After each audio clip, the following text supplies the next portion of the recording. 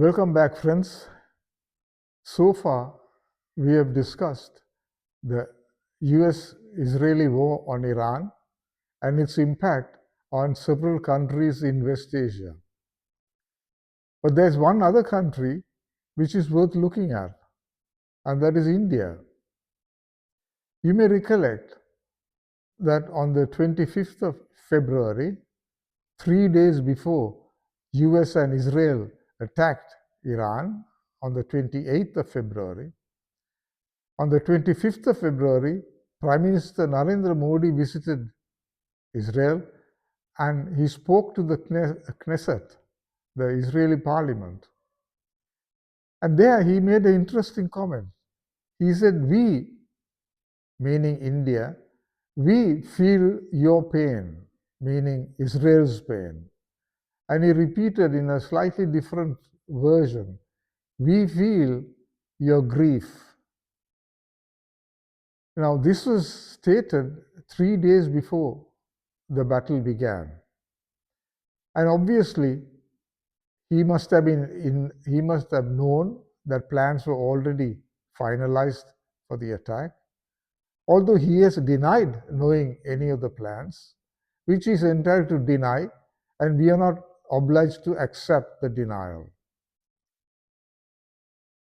What has happened finally in this instance, or rather, this instance is an indication of what is actually happening, which is that India's famous strategic ambiguity is falling apart. Strategic ambiguity is the words Indian foreign services use to explain what appears to be India's non-aligned position. But not just non-aligned, but not indicating which way India would swing in any given situation. So strategic ambiguity actually is a polite way of saying that India is sitting on the fence and would jump either direction based on what is advantageous to India, and India is entitled to do that, to take the best advantage possible. But at the same time, there are also strategic values and interests that cannot be sacrificed. What has happened out of this, what has flowed out of this, as it were, is that India has once again been seen to have taken a pro-Western position, more precisely, pro-American position. That is to say, pro-United States. Now, a daily in India, a very important daily, tried to spin this pro-Western position of New Delhi by giving 5 reasons.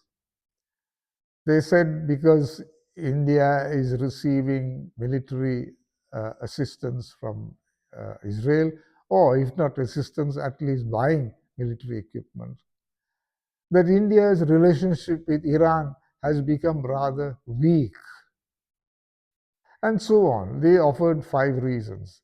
They're entitled to those reasons, but as I said, we are not obliged to accept them. What is more likely is that India's position on the conflict, I would say, to correct myself, India's position on US-Israel aggression against Iran is only reveals a deep-seated pro-Western tendency among the Indian elite. Now, this tendency was masked, was not very apparent during the pseudo-radical phase of the non-aligned movement. The non-aligned movement was a useful platform where India was able to project itself as neither Soviet nor the United States camp, and that it is actually independent of each of either. But that was only an interregnum. One has to go back a little further to see India's, I would say, uh, congenital tendency to be pro Western. And this goes back to the formation of the Indian National Congress in the 1880s. It was started by a British bureaucrat, by one Alan Hume. It may be surprising for the audience to know that the revolutionary or radical Indian National Congress was put together by a British bureaucrat. What he did was he brought the leading Indian intellectuals and political leaders within an organizational framework called the Indian National Congress in order to be able to integrate them into the British administration, the colonial administration, as well as to be able to manipulate these Indian leaders at Britain's will. That set the pace for, shall we say, the Anglophile tendency among the Indian elite. Although there were internal dissensions, some protested that Mr. Hume was acting in a rather dictatorial manner and that he is not respecting the wishes of the Indian leaders as much as she should. But the point is that he started the Indian National Congress and he had a certain objective in putting the National Congress together. And that he succeeded in being able to manipulate the Indian leadership for the benefit of British rule. Now, where does this take us? And it actually takes us to a critical juncture in the 1940s. As you know, Mahatma Gandhi, as the Indians used to love to call Mohandas K. Gandhi, M.K. Gandhi, Gandhi has been carrying on, you may remember, he had carried on the non-violent struggle. Ahimsa was the slogan. Ahimsa means we do not cause suffering to others. While he was carrying on this struggle together with Nehru, the non-violent struggle, there arose Subhash Chandra Bose, who argued that oppressors do not grant freedom out of goodness of their heart. In other words, freedoms are not granted, freedoms are taken. And in the early 40s, Subhash Chandra Bose argued for the need to organize an armed struggle, an armed resistance against the British rule. And in 1943, 4 years before British granted independence, Subhash Chandra Bose started putting together what he called the Indian National Army. These were primarily Indian soldiers who were demoralized during the battle with Japan, and they were looking for an alternate leadership. Now, while Subhash Chandra Bose was building up the Indian Army, which in 1947, 48, I'm sorry, it's in 1944, the Indian National Army, to repeat, in 1944, the Indian National Army clashed with the British Indian Army in a place called Imphal in northeastern India. Now, what is interesting about this clash between the British Indian Army and the Indian National Army is that the British Indian Army consisted of vast majority of Indians. in the Indian Army, there were about 40,000 British officers who commanded more than 2 million strong army. Now, during that time, instead of engaging in satyagraha and ahimsa and so on, if the Congress leadership, of course here Gandhi played a major role, if they had told or called upon the Indian soldiers in the British Indian Army to refuse to take orders from British officers, British power would have collapsed almost overnight. The British Indian Army would have been disbanded, and the British officers would have fled the country. Even when INA was confronting the British Indian Army, neither Gandhi nor Nehru called for the Indian troops within the British Indian Army to refuse orders of British officers and to rebel. If not rebel, at least practice what Gandhi very often called non-cooperation with the senior British officers. Neither Gandhi nor Nehru did that. They stood by and allowed the British Indian Army to slaughter Subhash Chandra Bose's Indian National Army. And here, what's also interesting is that as a proportion, the number of British officers in the British Indian Army were less than 1%. I repeat, the 40,000 strong British contingent in the British Indian Army were less than 1% of the British Indian Army.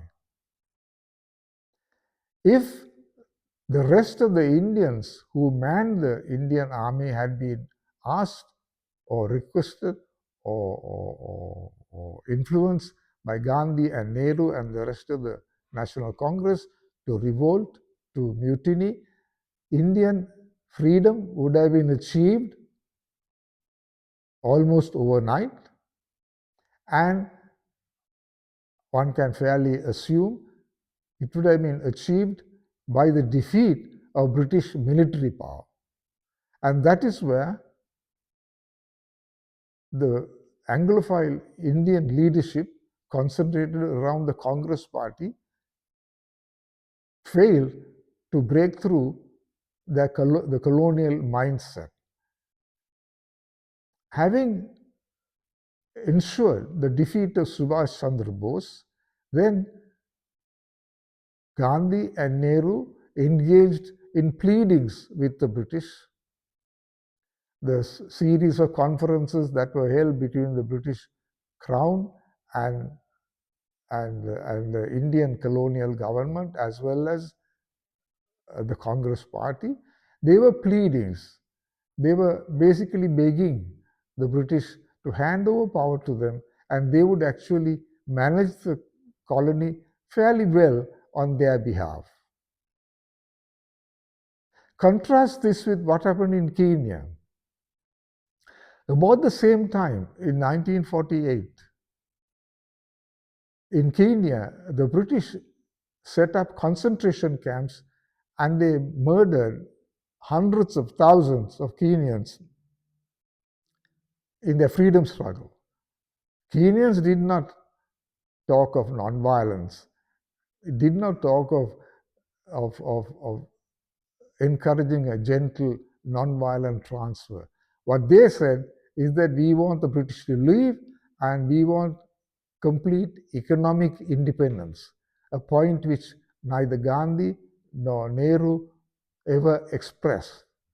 Unlike Subhash Chandra Bose, who argued that military defeat has to be ensured to make sure there was total economic independence. And of course, what that all implies is that would result in the ideological cleansing of the colonial mind, as Frantz Fanon had explained exquisitely. Now, it was not only in Kenya, in Malaya, a few years later, the British again ruthlessly put down a liberation struggle, a struggle for the independence of Malaysia. Not political independence, but more than that, economic independence. And that was put down. In, in, in India, if the British had not resorted, and in fact they did not resort to military repression, that is because the Indian national movement, that is the Indian National Congress, did not actually threaten Britain's substantive material interests, that is to say, economic power. Having done that, we have a curious situation. As the person who was invited to be the first Governor General of India was the arch imperialist Lord Mountbatten. He was invited by Nehru to take over that historic position as the first head of state of India. While that was going on, while Mountbatten was in power, the Indian army, the newly constituted independent Indian army, organized a farewell ceremony, a tear-jerking farewell ceremony for the British officers. Contrast that with the way the Americans fled Saigon when Ho Chi Minh's armies moved in. In India, there was a gentle farewell party, and the Indian army, of course, under the advice of Nehru, gifted a painting, a silver replica of India Gate, as mementos for the British to take home to remember their great exploits in the Indian subcontinent. It is this lack of ideological clarity, and it is this absence of mental decolonization that continues to dog India to this day. That the Indian elite cannot see themselves taking a strong position against any Western power, any major Western power. That is reflected in the position that India has taken against Iran. Now, this has certain consequences. One is that India has lost its leadership position in what is called the global south, earlier called the third world. They claim to be the leaders of this global south, but at a critical time when the global south is battling US imperialism and Israeli expansionism, India took the side of United States and Israel, and therefore betrayed the interests of the global south. How India is going to recover from this betrayal remains to be seen. I doubt they are going to survive and recover from this fairly soon. Now, this brings us to an interesting issue in South Asia. How do the other South Asian countries, how are they handling this situation? And the comparison is quite good, an interesting one, when one looks at Pakistan's actions. Pakistan has been able to position itself as a mediator, as an interlocutor, as they call them, between United States and Iran. And this has come as a shock to India, that is to say, shock to New Delhi. They are smarting from it, and they're twisting and turning, trying to spin the reason why India has been excluded from taking the leadership position. So, what has happened is that Pakistan, in effect, has become the leader of the global south in presenting the global south's position in the negotiation between the United States and Iran, or if no negotiations take place, at least Pakistan is presenting the global south's position in the battle between United States and Iran. Let us see how this thing evolves. But as a last point, let me say this. This is also a consequence.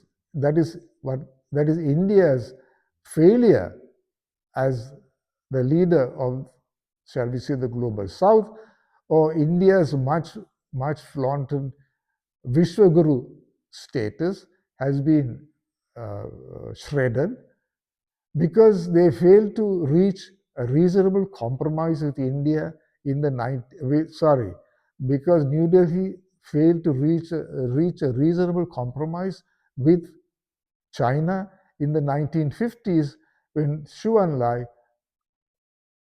visited India virtually imploring that they settle their border conflict.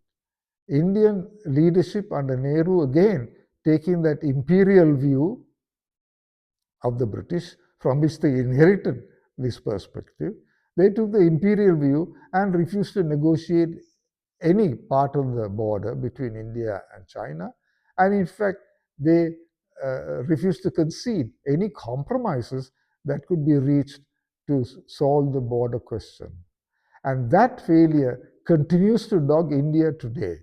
And if India has been relying more and more on the United States, because that is mainly because it had antagonized China, failed to use an opportunity to resolve the Chinese border issue, and therefore they are now caught in what can be called a cleft stick.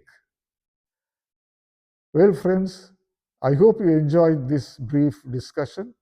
Please like and subscribe and share, of course. And next time we will continue with the US-Iran war as it unfolds in South Asia. Thank you very much for being here. Take care and be safe. Bye.